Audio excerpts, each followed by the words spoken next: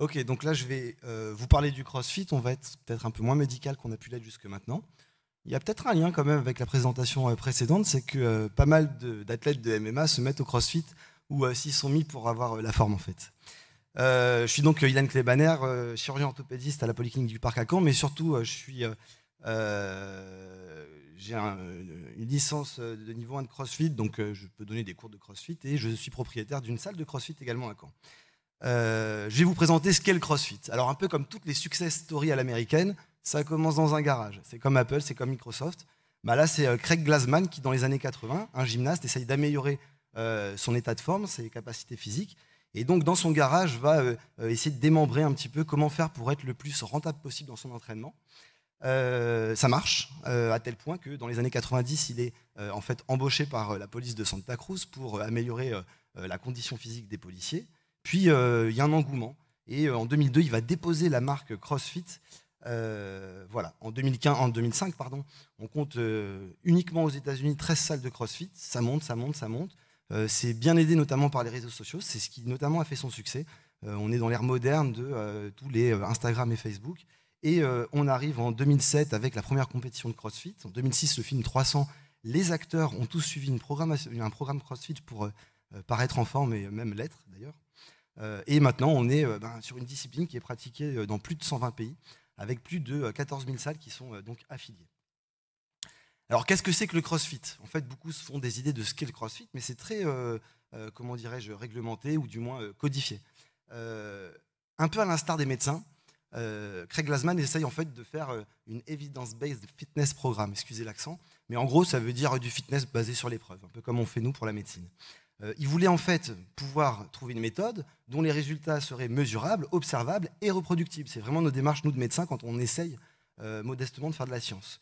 Pour lui, ce qui est important, c'est d'avoir de la sécurité, donc codifier une pratique dans laquelle les mouvements étaient sécurisés, de la productivité, donc avoir un gain en termes de forme, d'état de santé, et enfin d'être efficace. Les mouvements qui sont utilisés en CrossFit, ce sont des mouvements fonctionnels. En fait, en définitive, le CrossFit, ce sont des mouvements fonctionnels qui vont être réalisés à très haute intensité ou à haute intensité et qui seront constamment et toujours variés. Il n'y a pas un entraînement type, il n'y a pas une journée qu'on reproduit plusieurs fois, c'est toujours différent. Les entraînements sont réalisés en groupe, il y a un gros effet d'engouement où les uns et les autres vont s'entraîner et la communauté est assez importante. Et c'est probablement grâce à ça qu'il y a eu un gros succès du CrossFit. Au départ, le CrossFit, c'est considéré comme ce qu'on appelle un PPG, qui est l'acronyme de Programme de Préparation Physique Générale. On condense 3 disciplines en particulier, l'haltérophilie, la gymnastique, le cardio-training, c'est-à-dire tout ce qui est l'utilisation d'ergomètres comme des rameurs, des vélos, ça peut être de la course à pied, de la natation, pourquoi pas. Ça se pratique dans ce qu'on appelle des box, donc des salles de CrossFit. Et l'entraînement, ça s'appelle un WOD. Ce sont des vocables dont il faut s'habituer pour savoir de quoi ça parle. Le WOD, c'est l'acronyme de Workout of the Day, donc l'entraînement du jour. Tous les mouvements sont polyarticulaires. C'est jamais du renforcement isolé de, je ne sais pas, ici un biceps, là un triceps ou que sais-je. En fait, c'est pas mal utilisé, ce que je disais tout à l'heure, par beaucoup de sportifs de haut niveau parce que du fait du gain très important qu'on a sur la santé, sur la forme physique, et bien, notamment des rugbyman, le foot américain, les lutteurs de MMA, utilisent ce type d'entraînement pour améliorer leurs conditions physiques en vue de performer dans leurs différentes disciplines. Et il y a un gros esprit de groupe, hein, vous pouvez voir, souvent ça se pratique à plusieurs, et donc il y a une espèce d'émulsion, ça prend, et les uns vont entraîner les autres. C'est ouvert à tout le monde, en définitive. C'est d'abord un entraînement fonctionnel. C'est-à-dire que si on définit ce qu'est l'entraînement fonctionnel, on va essayer de chercher à pratiquer des exercices et des mouvements qui seront à chaque fois, dont l'idée c'est de en fait, gérer le poids du corps dans l'espace et de le déplacer. Puis en allant un peu plus loin, d'utiliser une masse extérieure et de la déplacer, jeter, projeter, soulever. En définitive, ce qui avait été dit au départ, c'est qu'il fallait s'attarder à ne pas être spécialisé dans un seul domaine, uniquement l'endurance, uniquement la vitesse, mais dans plusieurs domaines qui pourraient correspondre à un état de santé optimisé. Et ces différents domaines, ce serait donc l'agilité, l'équilibre, vitesse, puissance, précision, résistance, coordination. Quand vous réfléchissez, ils sont tous listés là, mais quand vous réfléchissez, il y a peu de sports qui proposent, ou d'activités physiques qui proposent d'être aussi complètes en termes de gains fonctionnels général. Et c'est de la haute intensité. Alors la haute intensité, à la base, c'est du fractionné, c'est des entraînements qui existent depuis le début du XXe siècle, puis on est passé au fractionné à haute intensité. En gros, on fait un maximum de tâches dans un minimum de temps. Pardon. On va alors faire appel à des phénomènes de surcompensation. Si on réduit le temps de récupération, on va alors avoir un gain sur l'entraînement. Alors l'exemple typique qui est donné, c'est ce qu'on appelle le Tabata. J'ai mis la citation en note. Le Tabata, c'est quoi? C'est un fractionné de 20 secondes d'effort, 10 secondes de récupération à intensité maximum sur 4 minutes. Et ça a été prouvé que ce type de modèle, mais d'autres, ont un énorme rendement sur l'entraînement. On va parler maintenant du WOD. C'est assez codifié. En définitive, une séance de CrossFit, ça va toujours se passer de la même manière, c'est-à-dire que ça va commencer par un échauffement, un peu comme tous les sports. Puis, il va y avoir un court travail technique, ce qui s'appelle le skill en anglais, plus ou moins un travail de renforcement, et arrive ce qu'on appelle le Metcon. C'est le contracté de metabolic conditioning ou conditionnement métabolique. C'est là où, en fait, on va faire un entraînement en intervalle, à haute intensité, avec des mouvements variés. Ça peut être 1 à 6 mouvements, ça peut durer 4 à 30 minutes. C'est tout le temps différent. Puis enfin, la pression redescend, c'est la fin de la séance, un débrief et une récupération. Le propre également du CrossFit, c'est l'adaptabilité. C'est-à-dire que tous les athlètes, tous les pratiquants de CrossFit vont faire les mêmes entraînements. La seule différence, c'est que chaque entraînement, chaque mouvement sera adapté à la capacité de chacun. Au final, eh bien, on va faire modifier la charge, l'intensité et le volume, mais on fera exactement le même entraînement.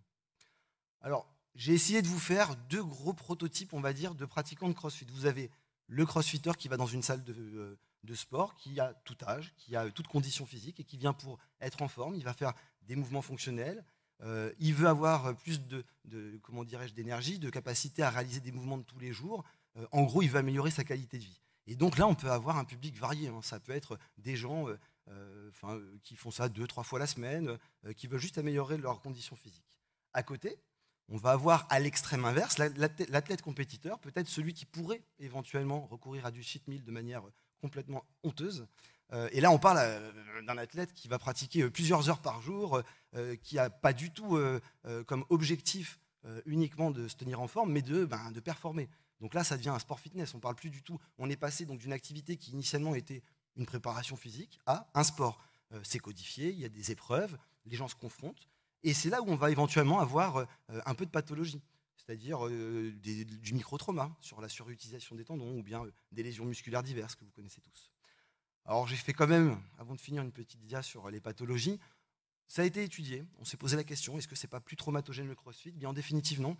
Le taux à heure pratiquée de pathologie, enfin de traumato, est équivalent à un autre sport de force, comme par exemple les weightlifters ou les choses comme ça.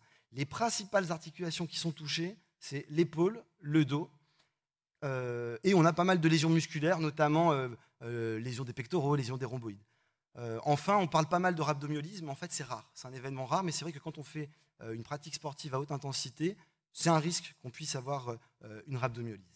Donc pour conclure, c'était surtout une présentation pour vous dire ce qu'est le CrossFit, pour un petit peu tordre quelques préjugés, parce que c'est méconnu, donc forcément on pense que le crossfitter c'est le gros baraque tatoué qui a un régime strict, il mange des graines et des racines, et en général ce qu'il aime c'est soulever des pneus et les jeter par la fenêtre. Non, pas que. Il y a aussi des petits vieux qui veulent se tenir en forme, qui veulent augmenter leur... voilà. Par rapport à la sécurité de la pratique, ça a aussi été évalué. Quand les cours sont encadrés, quand ça se fait en petits groupes, en fait, globalement, ça ne fait pas trop de traumato. Le risque principal, c'est surtout quand on se retrouve avec des gens qui font ça de manière un peu sauvage, un peu comme toutes les pratiques d'ailleurs. Et puis, ce qu'on peut conclure, c'est que oui, il y a une croissance exponentielle, ça c'est certain, et ça continue d'ailleurs. Quelques références si vous voulez faire de la science, et à moi de faire un peu de récupération fonctionnelle et de vous laisser poser vos questions. Merci.